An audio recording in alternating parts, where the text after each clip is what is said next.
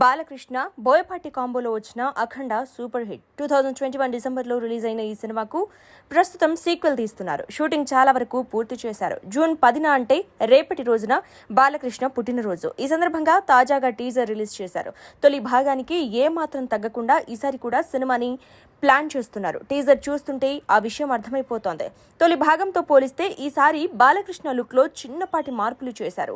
పొడవాటి జుట్టుతో పాటు పొడవు గడ్డంతో బాలకృష్ణ సరికొత్తగా కనిపించారు.